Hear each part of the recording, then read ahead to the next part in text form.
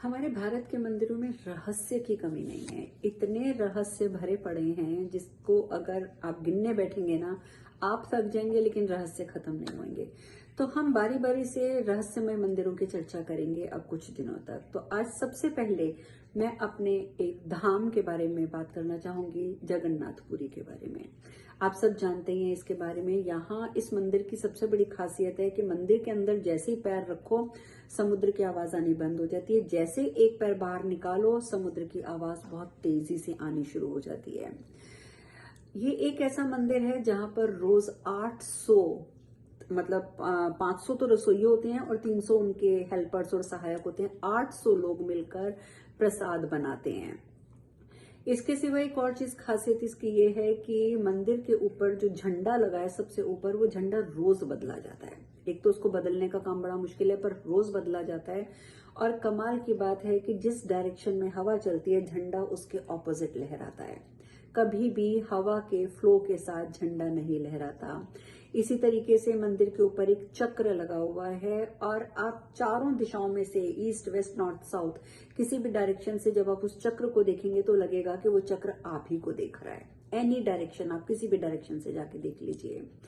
और इसके साथ एक और बहुत बड़ी रहस्यमयी बात है वहां पर कि मंदिर के शिखर की छाया कभी धरती पर नहीं पड़ती। सूर्य महाराज किसी भी साइड से निकलें, कैसे भी जाएं, कहीं पे भी डूबे, लेकिन इस मंदिर के शिखर की छाया पृथ्वी पर कभी भी नहीं पड़ती।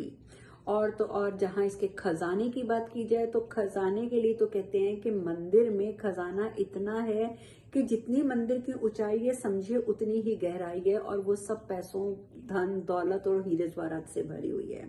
और सिर्फ धन दौलत में मैं ये नहीं कहूंगी कि रुपए और सिक्के, नहीं, हीरे जवाहरात भी भरे पड़े हैं। इतनी मान्यता है इस मंदिर की कि कहते हैं कि एक बार एक मजदूर ने वहां से, थोड़ा गरीब था, उसने चांदी की एक ईंट उठा ली थी।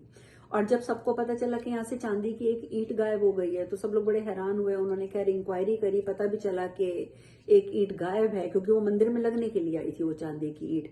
लेकिन उस ईंट की उस मजदूर ने कहा कि मैंने तो नहीं उठाई है, और उसने जाकर वहां पर रख दी श्रद्धा से वापस, क्योंकि उसके चोरी करने की कोई इंटेंशन नहीं थी।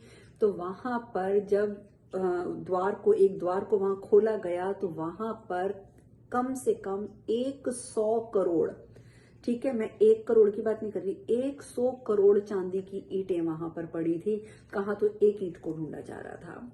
तो ऐसे चमत्कार सिर्फ हमारे भारतवर्ष के मंदिरों में देखने को मिलेंगे। इन्हीं की हम चर्चा लगातार करते रहेंगे। हरे कृष्णा।